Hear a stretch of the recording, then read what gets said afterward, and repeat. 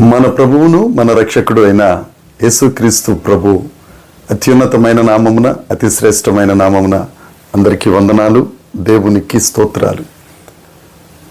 కృపగలిగిన దేవుడు, మనల్ని మర్చిపోని దేవుడు, మనల్ని విడిచిపోని దేవుడు, మనలను ఎడబాయని దేవుడు రాత్రికాలమంతా మంచి నిద్రను అనుగ్రహించి మన జీవితాలలో మరొక నూతన దినమును అనుగ్రహించినందుకై సమస్త మహిమ ఘనత ప్రభావములు యేసుక్రీస్తు ప్రభువుకే చెల్లునుగాక. ఆ గొప్ప దేవుడు ఈ నూతన దినములో మనకు అనుగ్రహించిన దేవుని యొక్క వాగ్దానము కృపావార్త. కీర్తనల గ్రంథము 38వ కీర్తన 28వ వచనం.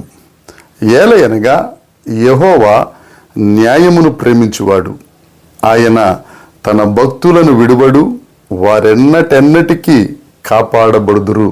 కానీ భక్తిహీనుల సంతానము నిర్మూలమగును. దేవునికి మహిమ కలుగునుగాక, దేవునికి స్తోత్రం కలుగునుగాక. ప్రభువునందు అత్యంత ప్రియమైన వారలరా, మన దేవుడు తన భక్తులను విడువని దేవుడు.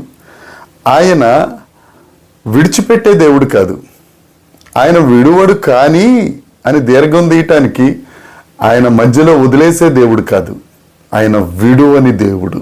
దేవునికి స్తోత్రం. ఆయన తన భక్తులంటే ఎవరు? భక్తులంటే ఏదైనా ఒక కార్యక్రమం జరుగుతూ ఉంటే ఒక అనౌన్స్మెంట్ వస్తుంది. భక్తులందరికీ తెలియపరుచున్నదేమనగా, ఈ ప్రాంగణంలో సినిమా ప్రదర్శింపబడుతుంది, చూసి ఆనందించండి. సినిమా చూసి ఆనందించే వాళ్ళు భక్తులా? వాళ్ళు భక్తులు. మరి భక్తులంటే ఎవరు?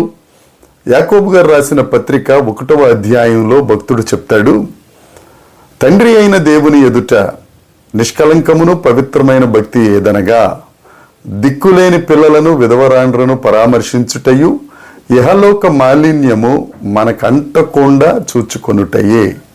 ఇది భక్తి అంటే. దీనిని అవలంబించేవారు, పాటించేవారు భక్తులు. ఇహలోక మాలిన్యము మనకంటకుండా మనం చూసుకోవాలి. ఆ తరువాత విధవరాండ్రను దిక్కులేని పిల్లలను పరామర్శించాలి, ఆదరించాలి. అది భక్తి జీవితం. ఎక్కడ పడితే అక్కడ కావలసిన చెత్తంతా అంటించేసుకుని నేను భక్తుణ్ణి అని అంటే అది కుదరదు. దేవుడు అంటారు, భక్తి కలిగిన వారు, ఇహలోక మాలిన్యము అంటించుకొనకుండా ఉన్నవారు, వారు భక్తులు, వారిని నేను విడువను. యెహోవా యందు భయభక్తులు కలిగిన వారిని ఆయన విడువని దేవుడు, ఎడబాయని దేవుడు. ఎంతవరకు?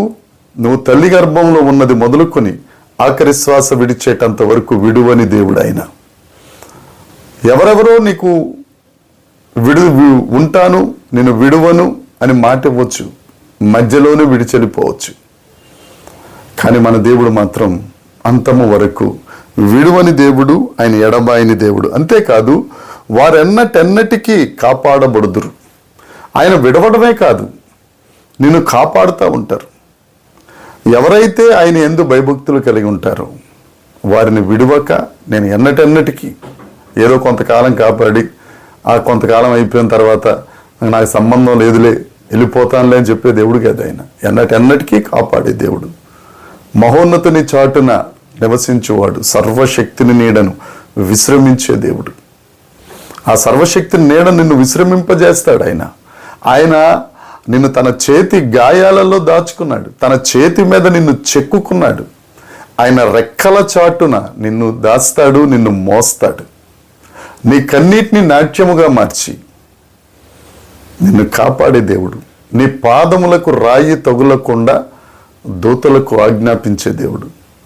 ప్రియమైన సహోదరి సహోదరులారా, నువ్వు ఆయన దగ్గర భక్తి కలిగి, భయం కలిగి నువ్వు జీవిస్తూ ఉంటే, ఆయన వాక్యమును, ఆయన ప్రార్థనను క్రమము తప్పకుండా నువ్వు దేవుని సన్నిధిలో జరిగిస్తూ ఉంటే నిన్ను విడిచిపెట్టే దేవుడు కదా ఆయన. అంతేకాదు, ఎన్నటెన్నటికీ నువ్వు కాపాడబడతావు. నీ కన్నీరు నాట్యమవుతూ ఉంటుంది. ఎవరెన్ని ప్రయత్నాలు చేసినప్పటికీ దేవుడు నీ పక్షాన ఉన్నాడు గనుక, ఆయన నిన్ను విడవలేదు గనుక తప్పక నువ్వు కాపాడబడతావు, సంరక్షించబడతావు. ఆయనలో సంతృప్తి పొందుతావు, సమృద్ధి కలిగి ఉంటావు. ఈ దినమంతా ఈ వాగ్దానాన్ని స్వతంత్రించుకుందాం. దేవా, నీవు నన్ను విడువనందుకే నీకు స్తోత్రాలు. ఎన్నటన్నిటికీ నువ్వు నన్ను కాపాడుతున్నందుకై నీకు స్తోత్రాలు ప్రభువా అని దేవుణ్ణి స్తుతిద్దాం. ఈ వాగ్దానం మన కొరకే, సొంతం చేసుకుందాం, ధైర్యం కలిగి ఉందాం. దేవుడు నిన్ను దీవించగా, ఆయనను మహిమపరచుచుండగా అనేకులకు ఆశీర్వాదకరంగా మనందరం ఉందుముగాక. దేవుడి మాటలు దీవించునుగాక. ప్రార్థన చేసుకుందాం. పరలోకమందున్న మా తండ్రి, పరిశుద్ధుడా, కృపగలిగిన దేవుడా, విడువని దేవుడా, కాపాడే దేవుడా, నీకు వందనాలు చెల్లిస్తున్నాం. మరొక నూతన దినాన్ని మీరు మాకు ఇచ్చారు. అంతేకాదు ప్రభువా, మీరు ఇచ్చిన ఈ వాగ్దానాన్ని బట్టి నీకు వందనాలు చెల్లిస్తున్నాం. దేవ, నీ యందు భయభక్తులు కలిగి ఉంటే, నీ యందు వినయ విధేయతలు కలిగి ఉంటే, నిన్ను ఆశ్రయిస్తే మమ్మల్ని విడిచిపెట్టవు ప్రభువా. అంతేకాదు ఎన్నటన్నిటికీ నువ్వు కాపాడతావు. మేము నిర్మూలము కాకుండా ఉండేటట్లు దేవ, నీ రెక్కల చాటును మమ్మల్ని భద్రపరుచుచున్నందుకై నీకు స్తోత్రాలు. ఈ దినమంతా మీ చేతికి అప్పగిస్తున్నాం. మీరే మా హస్తమును పట్టుకుని నడిపించి ఆశీర్వదించి మహిమ పొందుమని యేసుక్రీస్తు నామమున ప్రార్థించి అడిగి వేడుకొనుచున్నాము తండ్రి. ఆమేన్. దేవుని కృప మనందరికీ తోడై ఉండునుగాక. ఆమేన్, ఆమేన్, ఆమేన్.